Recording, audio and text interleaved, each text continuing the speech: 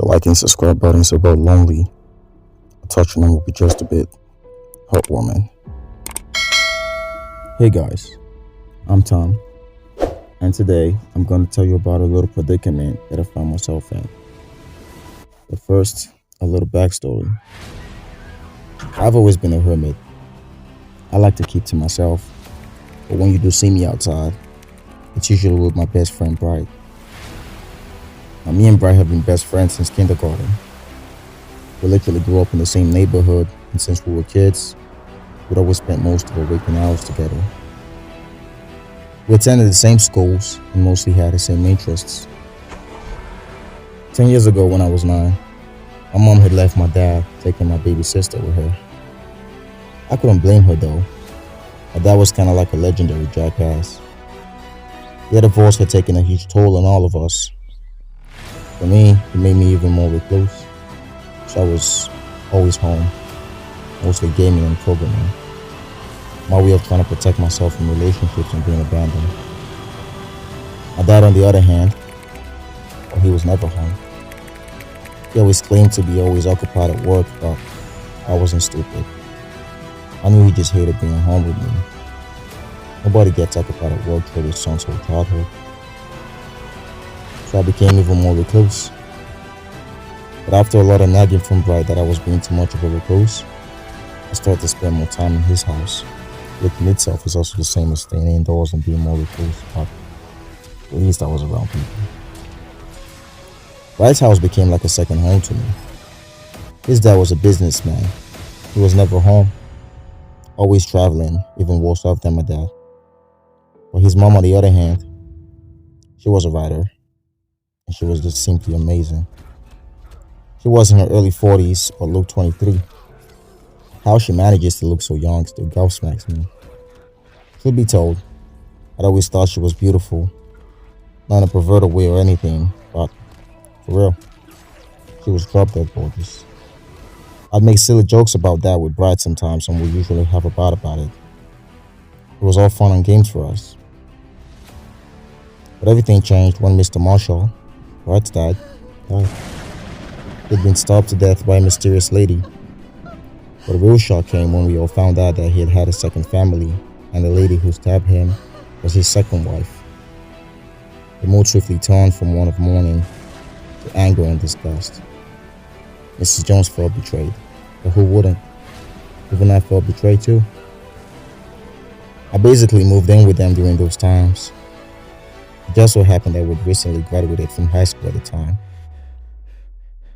A few months later, and Bright was off to college. I kind of stood in as the man of the house. I was exploring my options at the time with coding and gaming on the side, so college wasn't exactly a foot on my plate. Mr. Jones had left enough money to make sure that Mrs. Jones never did a day's work in her life. But still, he spent most of her time moping around, and nights at a lake behind the house writing. I juggled between driving her anywhere she wanted to go, consoling her whenever she had her bouts, and taking care of my fast-rising freelancing career. On a cool October Sunday, just about 11 months after Mr. Marshall's death, everything took a swift turn. Mrs. Marshall asked me to drive her to see a movie. It sounded like a great idea, anything to take her mind off of everything. But from the moment I saw her in her red gown, man, I was stumped. She knocked the air out of me. I was totally crushed, captivated. But before we continue, if you're hooked just like me, then a sub to the channel would be just a bit touchy. But with that being said, I managed to contain myself and we went to the cinema. She sat next to me as we watched an extremely funny rom-com. We both laughed our hearts out. I'd never laughed so much in my life, and I was sure that she hadn't laughed that hard in a long time either. For a moment, I took a break to admire her.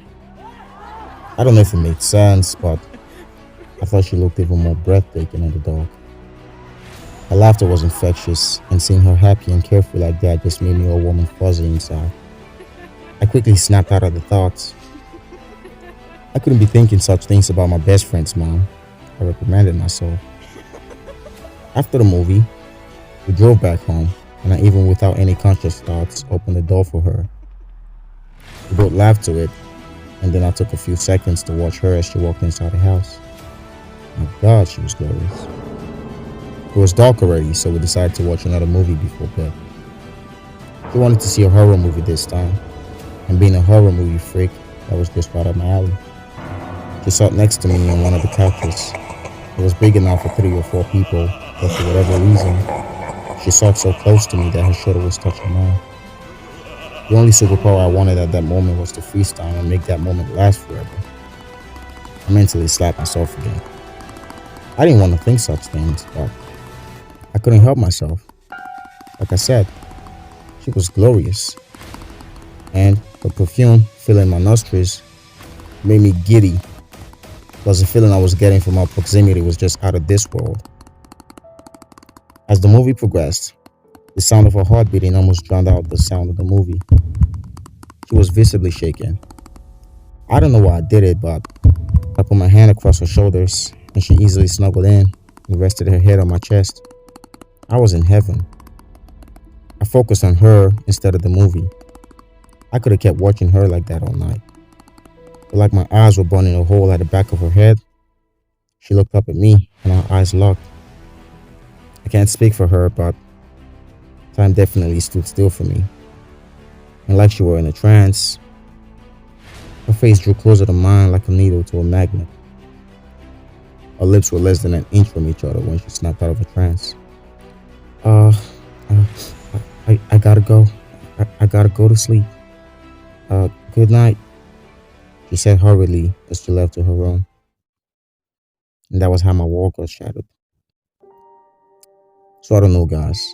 For the past couple of days, she's been avoiding me and I feel really bad. I've been spending less time at her place and more time at home, but I find myself thinking about her most times. Can't even concentrate on my work and I don't know what to do. What do you think I should do? Leave your thoughts in the comment section. I'd love to read them. Thanks for watching, and don't forget, if you like a good old animated story, feel free to add the subscribe button. It's always home. Just a tap's enough. You can click the bell icon too and give it a thumbs up. We'd love to have you over for some stories. We serve you the best stories weekly or as often as we can. So that's it for now, legends. Always spread positive vibes and be kind. Have fun and take care.